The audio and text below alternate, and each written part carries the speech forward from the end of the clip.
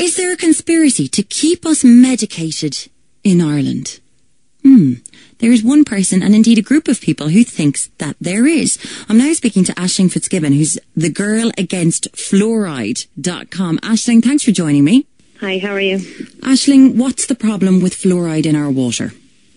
Well, fluoride in our water is actually coming from it's hydrofluoric acid, which is a toxic industrial waste, which doesn't not only includes fluoride, it also includes lead, aluminium, mercury, uranium and cadmium. So it's basically a heavy metal cocktail that's been added into our water supply, and this has been happening in Ireland since 1964. And this is causing a great deal of health problems amongst the population in Ireland. So it's being added into our water supply at source. So what comes out of our taps is fluoridated. Yeah. Now, an awful lot of people would say when fluoride was added to our water, it was to prevent tooth decay. And from studies, the only thing that people point out to being an adverse effect is dental fluorosis, which harms or changes the appearance of children's teeth. What do you think it's causing? Well, I suppose one of the most worrying side effects is the effect on the brain. There's been studies come out from Harvard that are showing the neurotoxicity effects on brain development.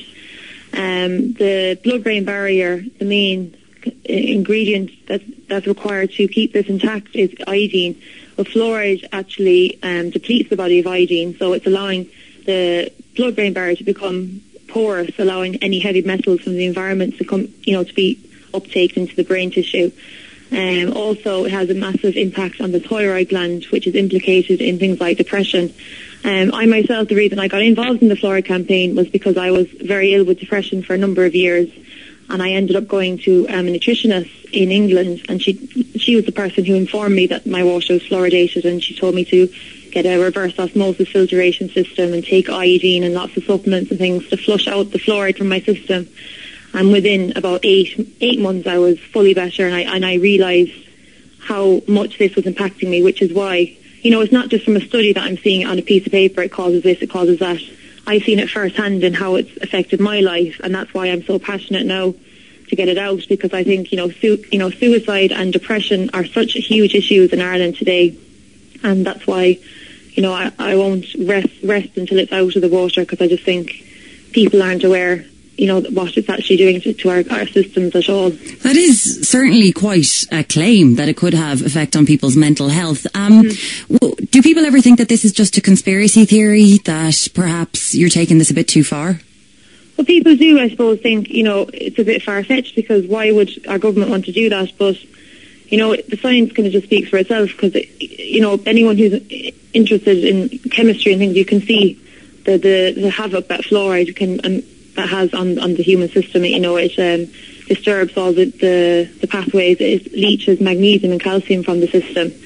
And you can see there's maps from the National Cancer Registry, and it's showing the high levels of cancer in the Republic of Ireland, and we actually have twice the cancer rates in the Republic to the north, and the only difference between the two is that this fluoride is added to our water supply and it's not in the north. So it just kind of highlights the kind of concern that what is happening, and could this be a huge role in the cancer rates that are in Ireland today?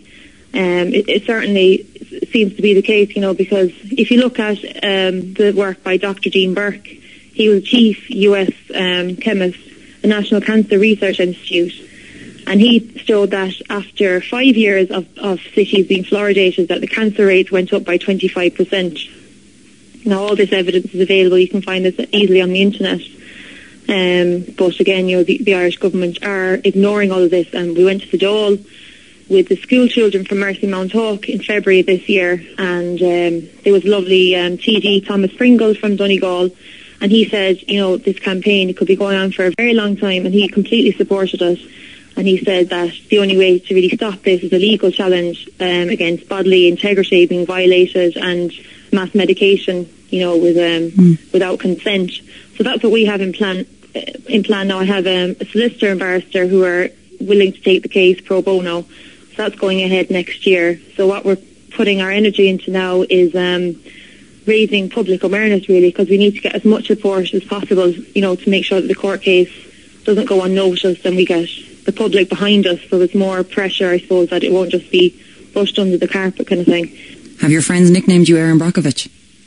Yes, definitely. Yeah, I was watching that video for my birthday, and that was giving me inspiration. But really, it has taken off like that, and it's really magical because so many people are offering support, and people are donating to the campaign, and it's just brilliant. I just think more and more people, they can see that there's an end game in sight.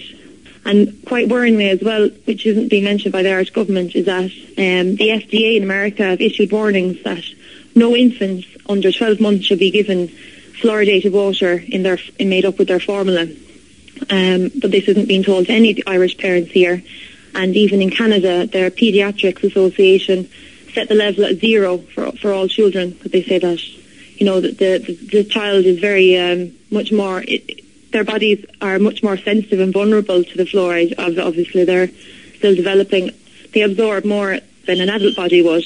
So, yeah. Well, the website is called thegirlagainstfluoride.com. I'm sure we'll be hearing more about it in the coming year. Aisling Fitzgibbon, thank you for joining me. Thank you very much.